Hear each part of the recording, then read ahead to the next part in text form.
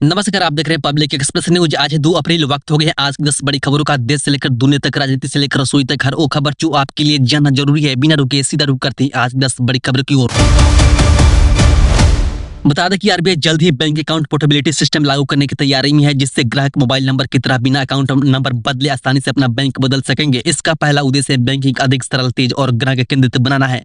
नए सिस्टम के तहत ऑटो डेबिट, ईएमआई और नई भुगतान सेवाएं अपनी आप नए बैंक में ट्रांसफर हो जाएगी। इससे ग्राहक को बेहतर सुविधा मिलेंगी और बैंकिंग सेक्टर में प्रतिस्पर्धा भी बढ़ेगी। 7 साल बाद भारत को बड़ी राहत मिलने जा रही। ईरान से दुनिया का सबसे सस्ता कच्चा तेल अब भारत पहुंचने वाला है। करीब 9.5 करोड़ लीटर, लगभग 6 लाख बैरल तेल टैंकर लेकर 4 अप्रैल को गुजरात के वाडिया पोर्ट पर पहुंचेगा। 2019 के बाद ये पहली खेप है जब अमेरिकी प्रतिबंधों में डील के कारण आयात संभव हुआ।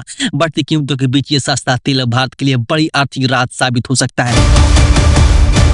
भारत के लोकतांत्रिक इतिहास में 1 अप्रैल 2026 को एक बेहद महत्वपूर्ण अध्याय जुड़ चुका है। बता दें कि देश की नई जनगणना का पहला चरण आधिकारिक तौर पर शुरू हो गया है। वैसे तो ये काम साल 2021 में हो जाना चाहिए था, लेकिन कोरोना महामारी की वजह से इसमें देर हुई। अब सरकार इसे नई फ्लेवर और नई तकनीक के साथ डिजिटल जनगणना के रूप में पेश कर रही है। यह आजादी के बाद 8वीं जनगणना है। अब इसे लेकर 30 सितंबर 2026 के बीच अलग अलग राज्यों में जनगणना कर्मी आपके दरवाजे पर दस्तक देंगे। लेकिन इस बार खास बात यह है कि आपको जनगणना कर्मी का इंतजार करने की जरूरत नहीं। अब खुद से आप ऑनलाइन जानकारी भर सकते हैं।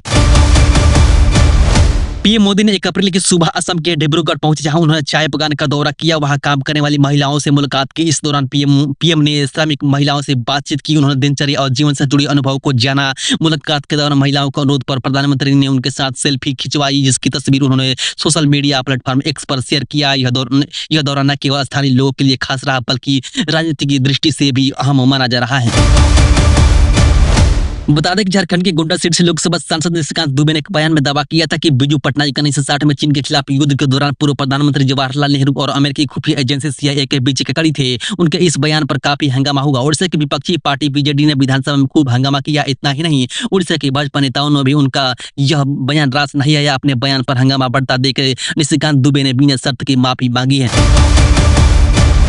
बता दें कि 1 अप्रैल से देश में सीसीटीवी कैमरों को लेकर बड़ा बदलाव लागू हो गए हैं। अब standardization, testing and quality certification वाले सीसीटीवी कैमरों की बिक्री, इंस्टॉलेशन पूरी तरह से प्रतिबंध रहेगा। सरकार ने साइबर सुरक्षा और डेटा सुरक्षा को ध्यान में रखते हुए सख्त नियम लागू किया है। नए नियमों के तहत केवल उन्हीं कैमरों को बाजार में बेचने की अनुमति है जो निर्धारित सुरक्षा मानकों और आवश्यक तकनीक मानकों को पूरा करते हैं। केंद्रीय गृह मंत्री अमित शाह एक बार फिर से लोकसभा में काफी आक्रामक मूड में नजर आए। उन्होंने नक्सलियों को सीधी चेतावनी देते हुए कहा कि यदि हथियार नहीं रखोगे तो हिसाब चुकाना होगा। हम गोली का जवाब गोली से देंगे। अमित शाह ने क्लियर करते हुए कहा कि केंद्र सरकार की नीति केवल हथियार डालने वालों के साथ बातचीत करने की है, न कि हिंसा का रास्ता अपनाने वालों के साथ। इसलिए सुरक्षा बलों को करारा जवाब देने की खुली छूट दी गई है। जो गोली चलाएगा उसे गोली से ही जवाब देंगे, इसलिए हथियार डालो।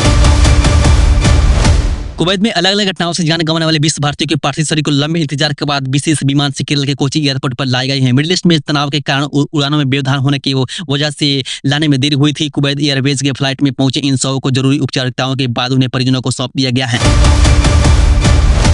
तेलंगाना के विधानसभा में बुजुर्ग माता पिता की देखभाल सुनिश्चित करने के लिए बड़ा फैसला लेते हुए नया कानून पास किया है। इसके तहत यदि कोई सरकारी या निजी कर्मचारी अपने माता पिता की देखभाल में लापरवाही बरतता है तो उसके वेतन से 15% या अधिकतम 10,000 रुपए काटकर सीधे उसके माता पिता के बैंक खाते में जमा किया जाएंगे। यह नियम सरकारी कर्मचारियों पर सभी कर्मचारी पर लागू होगा। बुजुर्ग माता पिता इसकी शिकायत जिला कलेक्टर के पास कर सकेंगे। बता दें कि अप्रैल में बैंक के ग्राहकों को बड़ा झटका लग सकता है, क्योंकि पूरे महीने में कुल 14 दिन बैंक बंद रहेंगे। इन छुट्टियों में रविवार, दूसरे और चौथे शनिवार के अलावा गुड फ्राइडे, बेहू, बैसाखी, अम्बेडकर जयंती और अक्षय तृतीया जैसे त्योहार की वजह से बंद रहेगा। खास बात यह है कि छुट्टियां सभी राज्यों में अलग अलग होगी, इसलिए ग्राहकों को अपने पहले बैंकिंग कार्य को जल्द पूरा कर लेना चाहिए। हालांकि ऑनलाइन बैंकिंग सेवाएं चालू रहेगी।